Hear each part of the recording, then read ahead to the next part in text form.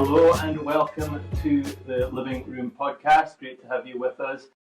Really looking forward to today's conversation. We have Laura Murray with us, and we're going to be, let's just get straight into it. We're going to have a nice chat, and we're going to chat through Laura's life, great testimony. Laura's been with the Living Room Church for about 3 years now, I think it is, and before that you did some involvement in Wallingford way back at the start, so we're looking forward to hearing about some of that as well. So yeah, let's just get started. Laura, thanks for coming on. Thanks for agreeing to do this. We're going to just go right to the start of your life. Where were you born? Tell us a little bit about your early years. I was born in Brakpan in South Africa. It's in Johannesburg, and it's where close to where my dad grew up. My dad grew up in Zimbabwe, which was Rhodesia at the time. Okay, so a bit different. How long were you there for? I was there for 1.5 years. Okay, so you can't remember too much about it then. Just the grass that was really jaggy and sharp. Okay. I remember feeling that on my legs when I was sitting on the grass. But other than that, it's a strange baby memory. But yeah. So your family originally, are they Scottish? Because you are Scottish. My mum's from Glasgow, but we moved to Haddington later. Okay. So it's come back from Africa. So you came to East Lothian after that. Yeah. And how long were you in East Lothian for? I lived there till I was in primary 3, and then we moved up to the Highlands to find a good place to live for my mum, who was struggling in the town at the time. So we lived in a place called Elphin in Sutherland, near Ullapool. Nice, beautiful. I went to primary school there. I was one of 7 in the primary school. Okay. Okay. So how did you find your primary school years? I found it quite difficult, actually, to concentrate all through primary school. I had some difficulty at home, and that impacted on my ability to be able to do my work well, I feel. Yeah. And did you have a Christian upbringing in the primary years? My dad, actually, when we lived in Haddington, my dad took us to church in Haddington. My mum came along as well, although she wasn't saved at the time, I don't think. Okay. It was a number of years she wasn't saved for, I think about 8 years, but Dad prayed for her and she got saved. Okay, brilliant. Yeah. And so did you go to church in Ullapool area? We tried to go to church in Elphin, but it didn't really work out. My dad wanted to be the elder quite quickly, and he wasn't accepted to be, so we were withdrawn from. Okay, that's difficult. So you didn't have a church kind of family, because you've got 2 kids, Harris and Hannah. They've obviously got lots of people around them, so you didn't have that. I guess we really always talked about God in the house. Like Dad always prayed with us every night, pretty much in our younger years, about to recite the Lord's Prayer, and I remember that even to this day, because we recited it with him from a young age. And he used to tell us about what Jesus did for us on the cross. Okay. And quite graphically so, but as a child it was quite Yeah. But he wanted us to know to get saved, really. So yeah, great. You moved on to high school, local high school? Yeah, we went to the next town up, Ullapool High School, and we were in Portakabins at first actually, but then got a new school built, and quite enjoyed this time. And slightly more people in that school? 200, yeah. Okay, so still quite, still not that big a school. Not massive, no. Compared to the schools here anyway. And tell us about your high school days then. It's quite a creative school, but I enjoyed art and music and stuff was quite big there. But I guess they had things like Kayleys and things like that the kids always used to go to, the youth anyway. And really it was an excuse for a lot of drinking and nonsense, really. But my mum and dad used to let us go along because I don't think they really knew what was going on at the Kayleys. So when I was 14, I went to Keighley, and I had a drinking competition with a boy there that I vaguely knew and some of my friends. And he had Russian vodka, and we had this competition who could drink more. I kind of thought, well, I guess like my life's been so difficult.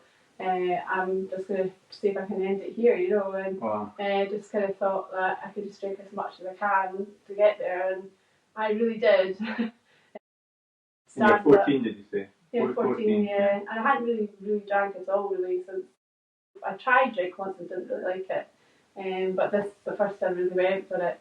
And just like I couldn't stand, I was like dragged over the floor, I knocked my head off the bathroom floor, knocked myself out, was like hit by my friends that I thought were close to me, and they were betraying me, I feel, by doing that, and ridiculing me, lying about me, making lots of stories about me that weren't true, and went on to me nearly dying. It could hardly be my reflexes, if anybody knows that's a doctor or a nurse.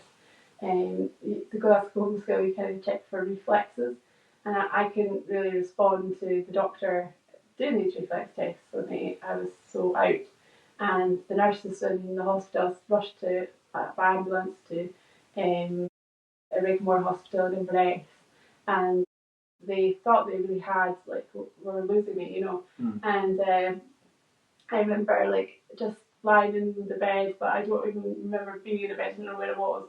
All I could see was just like bright light, really, really bright light, brighter than the sun. And I just remember praying to God and thinking, Lord, will you save my life? And I prayed that. I said, but would you save me too? Because my dad had prayed that with us a few weeks prior, maybe even a month or so prior, to say, you must get saved. Pray this prayer with us, he said.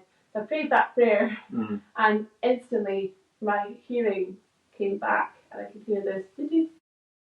And then I opened my eyes, and I was like, oh, that wasn't like me with my eyes open. This is my eyes open now.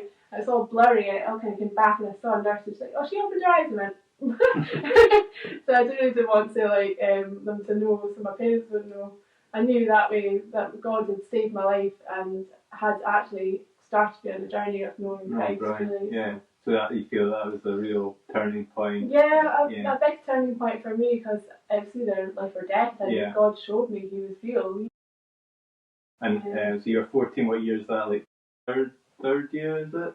I think it's second year. Yeah. So how was the rest of high school after that? So many people making fun of me, and I got so nervous and anxious about people talking about me behind my back and making up stories or thinking I'm somebody else and I'm not, and I just got really self-conscious. I think it contributed to mental health, to be honest. Okay, so you say that's the kind of start as well? It gave me antidepressants at the doctor's surgery. I never took them, but they thought I was really depressed and stuff. So. And you're still continuing though in your Christian walk at that point for the rest of high school? I was trying to build myself up to Christ, to be better for Jesus, not to Christ, but to be better for Jesus and the Lord, and a bit like karma, that kind of way. I'll just smile at that person, take this shopping over for this person working in the supermarket, and just make things better. So there's an understanding of who Jesus was and what He did, but maybe not what it meant. For you and what it meant for Christian life. So I have to be better. And I'd be a better person now, that this has happened to me. But I tried reading my Bible, but it's mostly the Old Testament, and it was really quite confusing for me, really. And so you got to the end of high school, and you managed to get into university. But you didn't go straight to university. You went to Edinburgh for.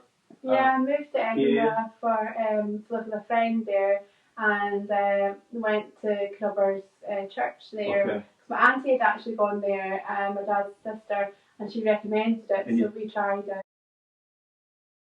Made a positive influence all through your life. That was my other auntie. Oh, right, okay. That's my dad's sister, but my other auntie was she was Catholic, also my late auntie at Fast Bay, so she also had an influence as well in a positive way. And your grandparents as well, am I right in saying that? My grandma, and also my grandpa was such a placid man after he got saved, I believe. Okay. He was so lovely and so kind and with my grandma as well, just always thinking of other people, Good. before her. Yeah. So. Anyway, so I'm taking you off track there. So you ended up in Edinburgh Carruthers, which for people, I'm sure most people watching this will know that Carruthers is the church. Well, Wallingford came out of Carruthers, the church man of Carruthers, so we have a lot of links there. So you started going there. Yeah, I just guess like I met some guys there that were good Christian guys.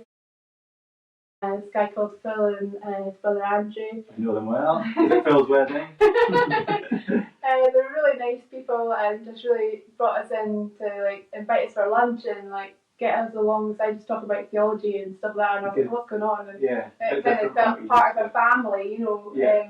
and met other people through that and guess like just really nurtured us and wanting to really study the Bible for ourselves. Yeah. And there was another guy as well, Brian, he was really good as well. He's like coming alongside us as well.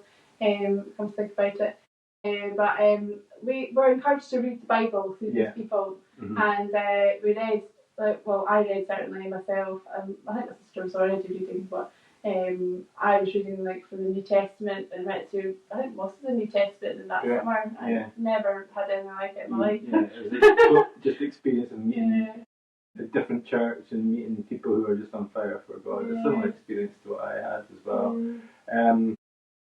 So you then, was that for a summer or was that for a... That was a summer and until then you went to uni in Dundee. Yeah. So, share a little bit about your time in Dundee. Yeah, so in Dundee, in my freshers week, I was asked if I'd like to have my stuff brought upstairs and belongings brought into the flat. I later realised it was a Christian Union, and I was like, what's a Christian Union?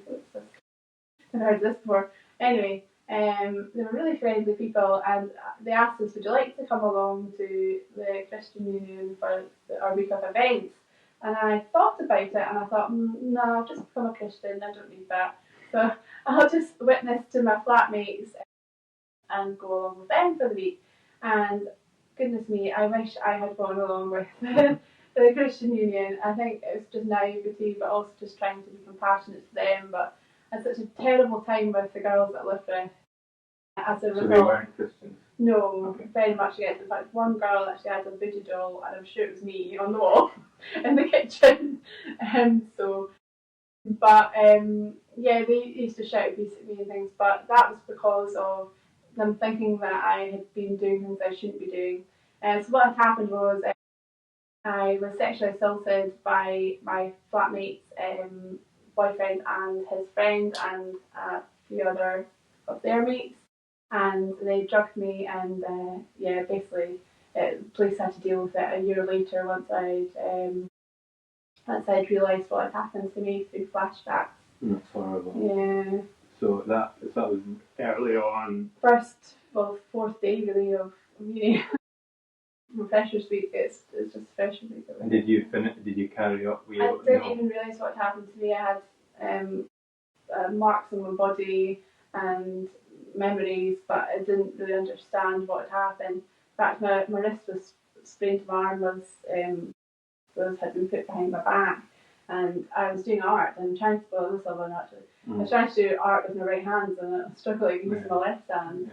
That's just horrible. Months, So it was a kind of year later or months later you kind of realisation, and at that point your mental health has deteriorated, is that right? Yeah, I started to really remember it, and I remembered it on my own and didn't want my family to know, so I thought I'll just go back to Dundee.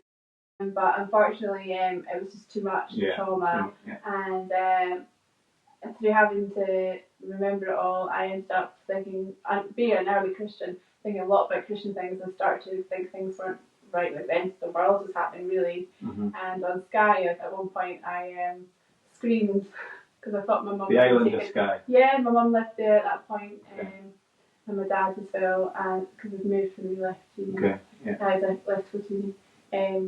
But I screamed and I was like, "Mom, where are you?" Like a huge screech because I thought she and it was the end of the world because it's so silent there. Yeah. It was so eerie, just oh. And then they realised, oh, she's not really well. Took me to the doctors, and then I explained what happened really on the way there, and then they realised, oh, but they just highly medicated me from then on, which is quite sad actually, but I did need it. Yeah, so you didn't need it. You Yeah. recognise you need it. Yeah. But at the same time, what had happened was it was a breakdown with psychosis, so it's like a mental breakdown, and I could speak for 2 weeks of once after that had happened. Okay. Really. And you were in Skye for 3 years. 3 or 4 years. Was that quite a dark? Obviously, on the medication, or did that help? It was difficult at first, but I had a really good nurse, and he was a CPN, and he knew a Christian lady at the care home, Crossreach Care Home in Skye, and he said, "Do you want a job? Are you wanting a job?" And I said, "I'd love to get into nursing." "Oh, well, I can get you a job here." He said, and he did. Yeah. I worked one day here, there, and everywhere, just kind of working like when I could, and they didn't mind if I couldn't come after my shift. They were really gracious to me. And actually, later on, when I did go on to do my nursing, Crossreach were even still knew that. They were gracious to me in working with adults with learning disabilities, and they were the same kind of mentality, and I couldn't cope. They were okay. Yeah. It was I worked with them for about 10 years. Okay, so there were positives throughout that. And were you going to a church in Skye at that point? We went to a Church of Scotland at the time, but it later split because of what happened. Yeah. So nursing was obviously in your mind at that point. I wanted to help people. Yeah, and then you ended up going back to Edinburgh studying? I came back to Edinburgh after working in the care home, and I worked just studying nursing, but worked for Crossreach as relief, working with adults with learning disabilities, supporting them in their homes, and I studied learning disability nursing in first year, but then moved on to adult because the scaremonger do saying about jobs and stuff. It was good, but I soon realised after about 3 years trying to do nursing after I graduated, it really wasn't for me, just too high stress of environment. I didn't do well on that, with the trauma I'd had. So. And did you go back to Carruthers during that time in Edinburgh? I was in Carruthers my whole time in Edinburgh. Although there was a little small period of time that I had other flatmates that tried to get me to the church, but but I really enjoyed my time at Carruthers. And was that around about the time when you had a little bit of involvement with Wallingford first time around? So Mum and Dad split up, and I moved with my mum. We were going to move to Dalkeith, but I said, "Mum, I'm moving to Dalkeith. There's a place called Wallingford. There's a church there, and it's a great place. It's linked with Carruthers." And so they found a house. I made sure she found a house. We moved there to rent together just for a year, but it was really good because I didn't mind that I had to wake up at 4 in the morning to go to the Royal Infirmary for my placement because I was in a good place in a good church, not Dalkeith, Yeah, and you got involved with some of the youth work, and I remember you got to know some of the Jean, I think you got to know way back, didn't you? Yeah, that's quite cool how you're back here. And then you went to Carruthers for quite a few years after that, though. You went back to Carruthers. I wanted to stay on, but it was too much to have a job, and I did drive and travel, and I managed it. But it was good for that wee while. I think maybe that led to us moving later on here, But I went back to Carruthers, and I guess involved in bits and bobs here and there. I didn't always manage what I was involved in for very long, because I often did too much at one time. So try and get involved in everything, and then it'd be too much and I wouldn't manage. Yeah, I think a lot of us struggle with that. It's a pattern that always, I'd do nothing if I couldn't manage what I was doing. I just have to stop everything, And so I learned how to manage my time a bit better after that. And how's your faith going at this point then? Carruthers, how would you say you're doing? In Carruthers? After you came back, when you were studying and then working? It was tricky because I had friends from uni in Dundee that were from art college, and I guess some of them moved to Edinburgh, and one in particular, I used to go clubbing with her and that. I just didn't quite really see, I kind of went off the rails a bit, I guess, later on, without people knowing. Maybe did on Facebook, maybe things like that. But So you just, I was it a slight drift, or was it, wasn't a rebellion as such against Christianity? It was I just a guess kind of it's just drift. like it's a drifting, but kind of not being honest with myself and honest with the church. And I guess I had a friend from uni as well, from Napier days, and she used to go out clubbing and stuff. So I thought, oh, you can go clubbing and not drink much. And I didn't really drink much anyway, because I'd also have like one or something. But sometimes I drink too much, but in general it would be like one, and that'd be it, or none, because my medication wouldn't allow it, you know. But if I did, it was bad. But I didn't often do that. But and still, I think I was just kind of very wrong living, you know, that kind of way, getting involved with men and things like that, and just put myself into really difficult situations, which I thought I could control, but I'd be like, that's it, you know. But actually, it was. I just put myself into those situations, and I think it's a pattern of trauma can happen with people who have been sexually assaulted. They think they can control that situation, and it's no good. Not saying I'm a shining star, but I did always think I could kind of say no. And that's it, so, well, and you are now married with two beautiful kids. So when did you meet Kevin at Clovers, or was that Musselburgh? Or no. I met Kevin through a friend, Tom Reed, that I met at the lunchtime service. Not Kevin, this guy, Tom Reed. It's a friend of my sister's, and met him at a lot of different events, and then we're kind of good friends through Wee World Cafe and stuff like that. Just a panel. But I actually met Kevin a number of times, and I didn't realise I'd met him. For the time I realised, oh, this is a really nice guy.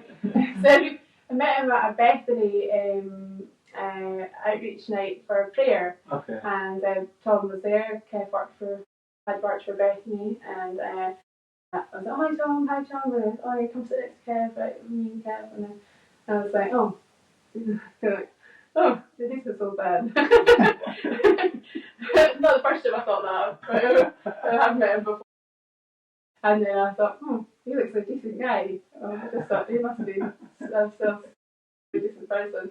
So it sounds dreadful saying this. The rest is history. So he just seemed really placid and like had it like himself, like sure of himself. I think so he'll be good for you in some of your he's struggles. Such an incredible part of my healing process, really. Great. And he's so patient with me. Good. Yeah, well, we enjoy having you all as part of our church. You've recently, so you did art, and then you left that for a while, but now you've kind of you've got back into art in a different way. Do you want to chat a little bit about kind of what you're doing at the moment? So at the moment, I'm helping run an arts class outreach to the community in Wallingford. I guess it's like just anybody can come along and just do a bit of art and just learn about God there, really, hopefully. Right. So. And I think you've done it. You kind of did a trial, didn't you? And it worked really well. So now is there a second it started? Lena's actually running the next section. She's got her topics going, but I thought I wasn't going to be able to do it, but I can because I've got childcare now because of nursery. Oh, great, good stuff. And just going back, just picking up on some of the things you've said. I think you mentioned when you were 14, a couple of times you would say the prayer, and you thought you were maybe saved. There definitely some sort of commitment, and then you similar later on. Am I right in thinking that there was assurance of faith was maybe an issue for you? So why do you think that was? How is that now? So I guess I knew it was an issue because sin was pressing in my life, really, and a pressing issue in my life, and just I was unable to turn completely from my sin. I remember David Johnson preaching on Clovers repentance, and there was so much to repentance, not just turning from your sin, but that was a big part of it, you know. Yeah. And I realised really I haven't really turned fully from my sin, and done a 360 and followed Christ properly. But I guess Now, the difference is now is I believe I am saved, but that's because I believe in what Jesus has done for me. I think I have in general turned from things, but I guess there's always an element where we can all give more to God. We're not, and we're giving up daily our burdens and our sins and things we do wrong, give these things up daily to God. So before there would be a failing like we all have, and then that would lead you to doubt whether you are actually safe. Whereas now, what you're saying is, even though I will still fail, although there has been repentance, I trust in. Does that trust what Jesus has done? So I think that's a really important lesson, especially for, I don't know, I think for young people that it's quite hard to grasp that because it's. But I guess it doesn't mean like there's an excuse for sin. No, exactly. Because that's what I did over the years, especially in Carruthers. I was excusing sin to saying, well, I am saved, so I can go out and do this, which I can't. So, just turning from that sin. And everybody has different sins in their own life that they have to deal with. But I think like just recognising that we have to strive on. Yeah, I think that's so true. And like you say, we all have things that we struggle with. And like what you had and you saying in Carruthers, maybe people didn't even know. Like on the face of it, I suspect you were still going to church and you were still. I mean, some people might have. Yeah, some people might have. Alcohol sometimes. But it can be it can be easy to hide all sorts of things. Yeah, it's a can of worms, really. Yeah, so I think it's good to be honest, and I think we all have our struggles, don't we, in all different ways. So no, it's good to think about these things. I don't think I've got anything else that we're supposed to have spoken about. I'm not really sure. I think we've covered off everything really well. It's been great having you on. Thanks for being so honest and sharing things that I'm sure, well, I didn't know myself, and I'm sure there's many people who know you won't have known a lot of what you've just shared. Thank you very much for your honesty, and I'm sure it will help others, because I think the more we're honest and tell each other stories, we can help each other along. So, I think this will be a great benefit for people who are watching. So, thanks very much, Laura. Cheers. Thank you.